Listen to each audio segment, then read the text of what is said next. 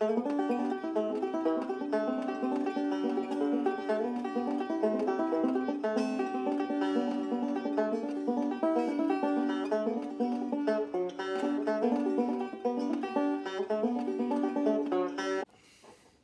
are you ready for today's musical history lesson? If you don't like this sort of thing, just go on with yourself. Just go watch cat videos or something.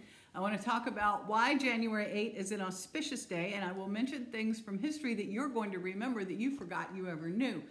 So January 8th is auspicious for a number of reasons. It is the birthday of Elvis Presley, of David Bowie, of Stephen Hawking. It's also the anniversary of the Battle of New Orleans. The Battle of New Orleans was fought for control of the port of New Orleans because whoever controlled the port of New Orleans controlled the Mississippi River, right? So it's regarded as the final war of 1812. It happened on January 8, 1815. It was not actually the final battle of the War of 1812 because the War of 1812 had actually ended earlier thanks to the Treaty of Ghent. Remember that from school? But apparently they didn't have Twitter in New Orleans then, and word had not yet reached that far that the war was over.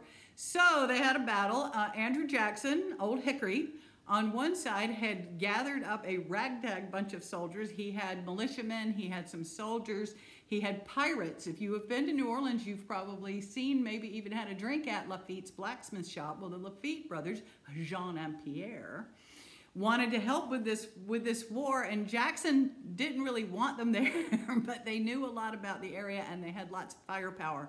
So the Lafitte brothers, pirates, helped the American side of this battle. And meantime, while Andrew Jackson has just got a bunch of his friends together to go have a battle, the British came in with 10,000 trained troops. Now let me say, I didn't write this song. I wasn't there for this battle. I love my British friends. I love everybody across the pond.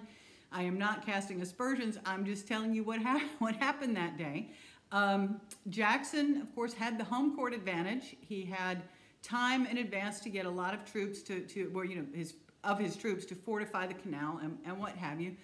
The British, it was a massacre. I mean, the British had to retreat. They vastly outnumbered the Americans, but they just could not win this one. The United States lost, there were 71 casualties on the American side, and there were 2,500 on the British side. Nobody asked me what I thought of this, but I would like to point out the British are down there hanging around New Orleans in January in bright red uniforms. I don't know. It might be that they were really visible. So Johnny Horton wrote a song called The Battle of New Orleans that's almost mostly sort of true. I mean, the end result was the same. I would say that there's absolutely no evidence that the American troops used alligators for cannons, but it's become kind of a cherry tree sort of urban myth around these parts. What else?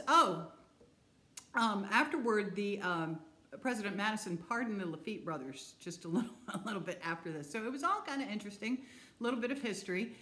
Johnny Horton, by the way, did a number of these kind of historical songs. He did another hit song called Sink the Bismarck and a couple of others. So I like the nitty-gritty dirt band version better. I've included that as the first comment here. And there's also a response to the song that I thought was kind of interesting. So I've included that as the second comment here. So now you have learned something for January 8th, 2023. Go forth and be knowledgeable. Read up on that if you like. The battle was kind of interesting if you'd like that sort of thing.